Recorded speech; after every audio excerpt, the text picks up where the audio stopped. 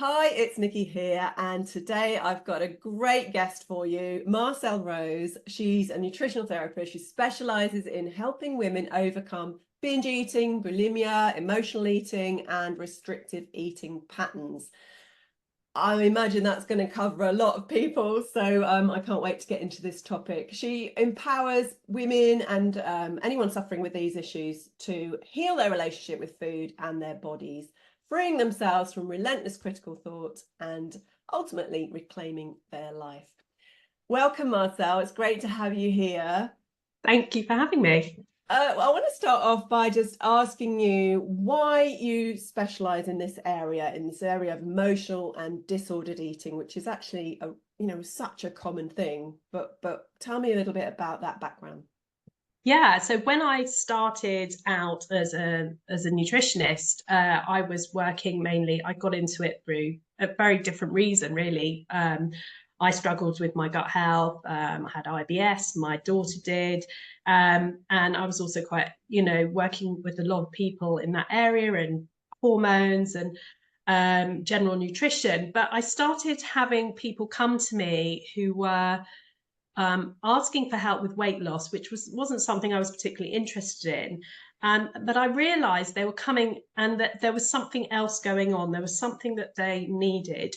So there was a very much an emotional element, the sort of behavior and habitual element. And I wanted to find out more about how I could help them. So I first did my health coach training, and the coaching is really useful, really helpful for behavior change. But I still felt like there was a missing part of my work. So I started looking into sort of eating psychology and eating disorder training. And that's when I did my master practitioner in that. And that completely blew me away because I just realized the impact that you can have on people who are just this uh, these challenges really take over people's lives and impact them in so many ways. And so I just felt like I could really make a difference in this area. And Yeah. I love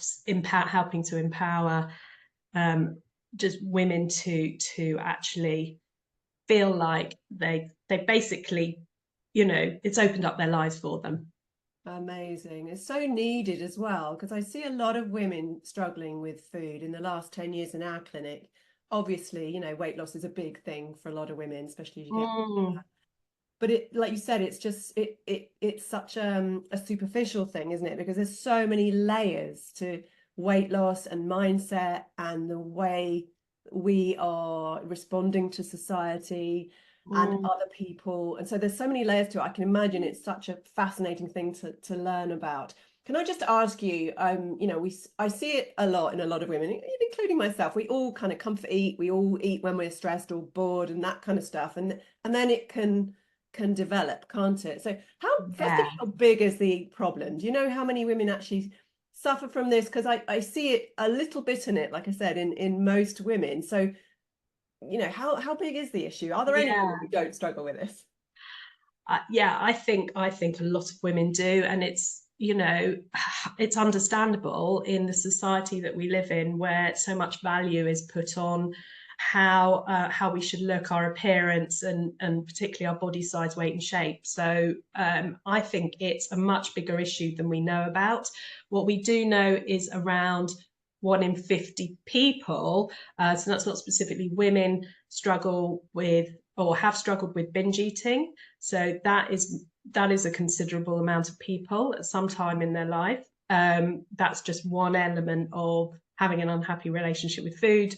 It might not be that, but there's certainly many other women along the spectrum of, there is a spectrum essentially of disordered eating. If you imagine at one end of the spectrum, let's call people normal eaters. I don't really like that term, but just for the sake of it, at the other end of the spectrum, people with eating disorders. But there are so many people in between that struggle to some degree with their relationship with food, that are along that spectrum.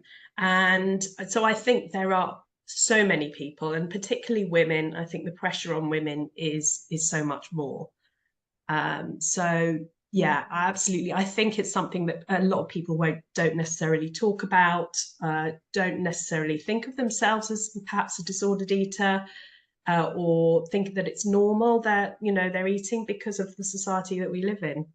And also that you look around and see everyone else has got a slightly similar, I guess, or it could be different, but different sort of disordered eating patterns, if you like. Yeah, yeah. So what are the signs and symptoms of an unhealthy relationship with food? What do we need to look out for so that we're aware? Yeah, great question. So I would say one of the biggies is constantly being preoccupied with food, with dieting, with their weight.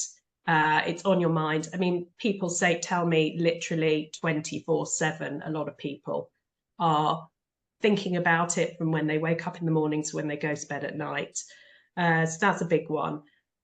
Generally restricting foods, a lot of calorie counting, constantly focusing on the calories, and you know, often people are so natural and, you know, have become so used to doing that that they're literally totting up in their heads without even realizing it. Avoiding food groups and severe dieting, and often people who are kind of constantly weight cycling, so they're constantly on and off diets, yo-yo dieting, their weights you know, yo-yoing all the time. Mm-hmm. And binging episodes. Binging is, you know, there's binging and emotional eating, but I think particularly with binging episodes, it's very much around eating a large amount of food in a very small space of short space of time. There's a lot of distress that follows. There's a lot of shame that follows that. It's usually very secretive eating.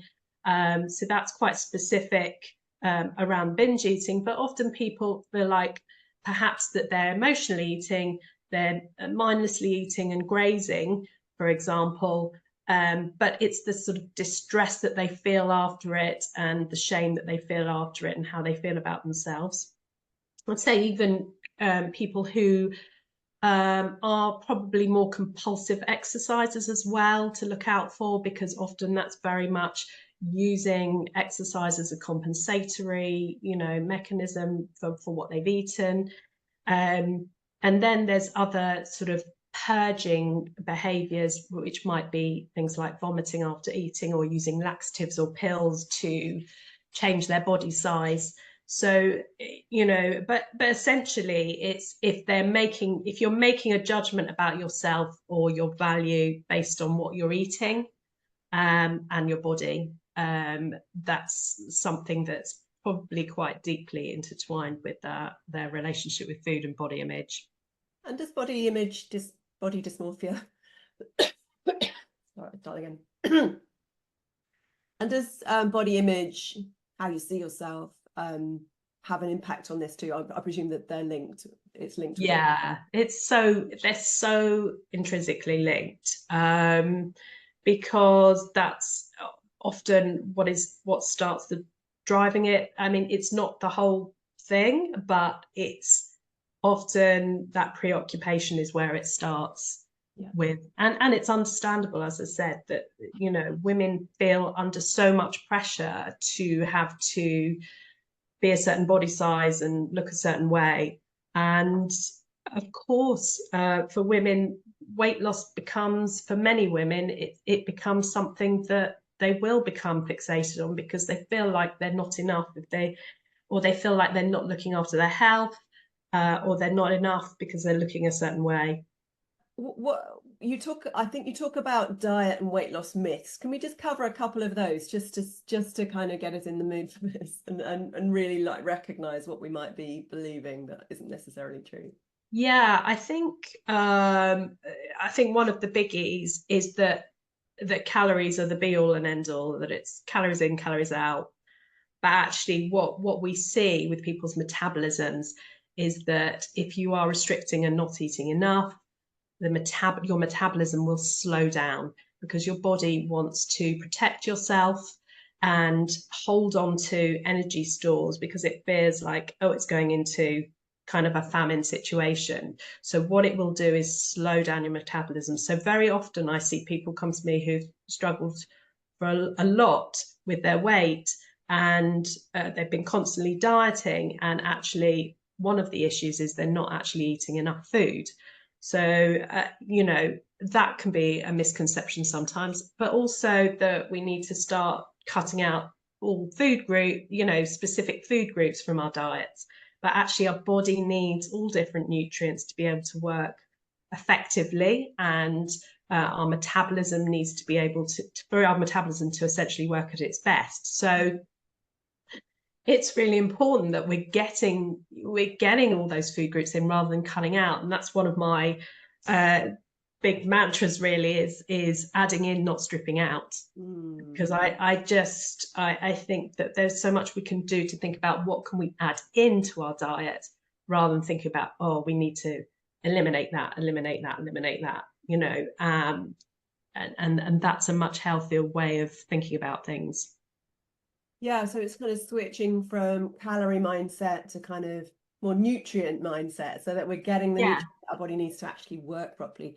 And I presume that impacts how you think and feel as well. So that's going to have the nutrient status. If you eating lots of nutrients, your brain's going to work better, and that's going to affect your mood and your anxiety levels and how you see yourself. absolutely. Yeah, it's a big thing, isn't it? Because if you think about how what we're putting into our body can impact, I mean, obviously your area is hormones, and the impact that can make on even our hormonal balance. But if you think about female hormones, but also thinking about all hormones, stress hormones, appetite hormones, everything. We think about neurotransmitters, those brain chemicals that are involved in so many things, including how we feel, if we're feeling good, and that can play a role as well. So our energy, all these things, actually, if we're not looking after that, the likelihood is that we're going to be having more chaotic eating. If we're stressed, if we've got low energy, hormones all over the place, our gut's not working well, you're not going to have those resources to be able to look after yourself as well. It's going to be harder. There's going to be more chaotic eating. So that definitely plays a role. And that's something that I talk about in the balance pillar of my book, where it's really about, okay, how can we support those systems to really help you in that process as well. Yeah, let's go back to that. So what are your steps to rebuild a happy, healthier relationship with food? Take us through those. So, I mean, there are a number of steps. I mean, my book is consists of four pillars, and the first pillar is what we've been talking about, which is nourish. So it's really about reducing the physical reasons for cravings, but also supporting what your body's physiological needs. So that's really about just the more practical side, how to plan balanced meals. Again, dispelling the misconceptions around food. I know many of the women that I work with say, I don't know what to believe anymore about what I should be eating. So there's a lot that really helps with that. And being able to feel satisfied physically after eating. And so we work on that to help them transition, to help women to transition to a stable sort of eating patterns and feel confident about it. But balance, as I mentioned before, is really about looking at the key physical systems that might influence your appetite and cravings. Because, as I said, if your brain chemicals out of balance or your hormones aren't great, you're not getting good sleep. That can really affect, for example, your cravings the next day, what you choose to eat, your hunger, everything. So even something as simple as that is often overlooked. So it's working on those key areas as well. And then the third pillar that I work on is think, because the way you think, your mindset essentially, is how it impacts how you feel about yourself and your eating behavior. So really, really important to cover that, to address your thinking and beliefs about food, about dieting, about yourself, your body. And what that does is really help you to gain self-awareness. So you know what you're thinking, and you can then reprogram your thinking patterns around that.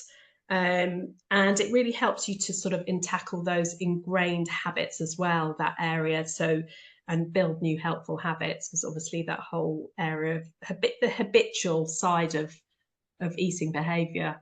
And then feel is the final pillar, which is really about understanding your emotions and how that impacts your eating habits, because obviously we know that there's physical reasons for cravings, but there's also emotional reasons for cravings and perhaps binging, and emotional eating.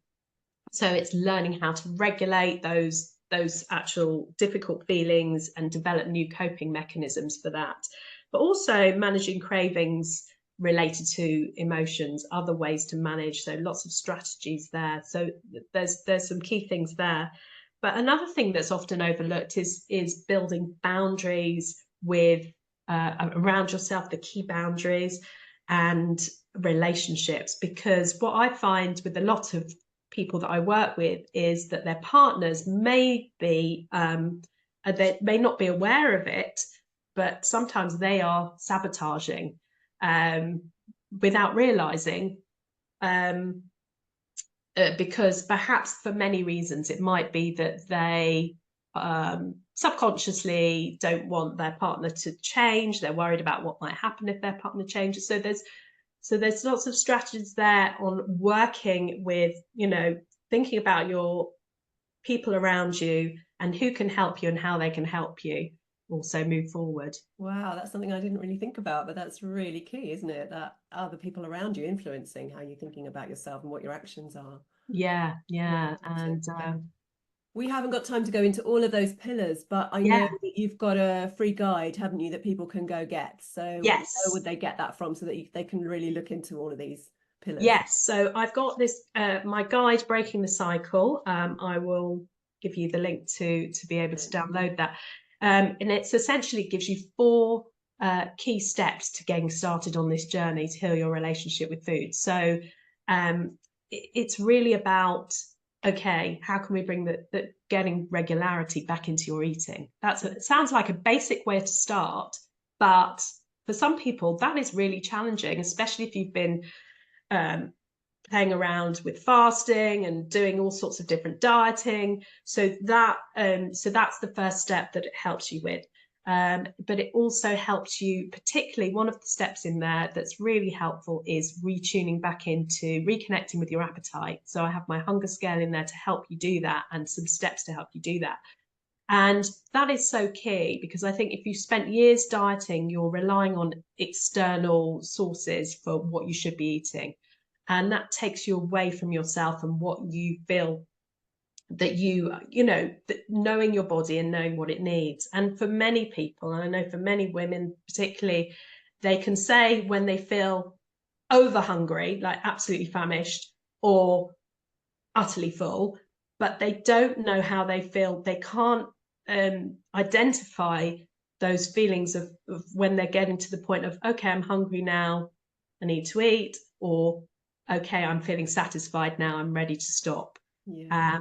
So that will really help you to home into that and start to reconnect with that, We've which is a lost key that part. connection to our body systems along the way, haven't we? In Yeah, lots of areas, and this is obviously a key one that we've just can't connect with those feelings anymore. yeah, no, absolutely. You have written a book on, we mentioned already, binge eating. Tell us a bit about the book and who's it for and what will it give them?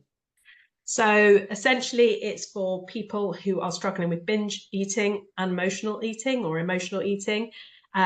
It's particularly going to be helpful for women who are struggling. So around, and I did take you through, I took you through the key 4 pillars, but what it does is it gives you very practical steps to do.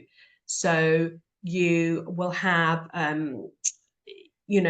it's like you work through it in practical steps. It won't feel overwhelming because you literally you go through the steps, so it's not like all at once, and it takes you through stages of being able to bring in different strategies and to gradually build confidence in where you are. Because I think a lot of people just feel like they don't know where to start. So this will give them all the key aspects. It starts with nourish, which gives them that key confidence, and also initially reduces those physical reasons for craving. So which makes a huge difference. I know from people that just that in itself can really help them, kickstart this journey to healing their relationship with food. But obviously it builds on all the layers of that and takes you through this journey. And I think for women in particular who essentially struggle with their relationship with food, but particularly with binge eating, or if they feel that they're an emotional eater and they feel a bit out of control around food, they don't know where to start with their eating, and this will guide them through it in an easy to understand way. Amazing. And that's available on Amazon, I believe. Yes. And also just give us your website as well for anyone who wants to work with you or go learn more about what you do. Yeah, sure. So my website is Marcelle Rose Nutrition, and you can also catch me on Instagram on Marcelle Rose Nutrition, and also on Facebook. Brilliant, brilliant, brilliant. Thank you so much, Marcelle. This is such an important thing that you're doing. There are so many women that need help in this area. So thank you for your work. And it's been a pleasure speaking to you. And go get the book, everyone. Thanks, Nikki. See you soon. Take care.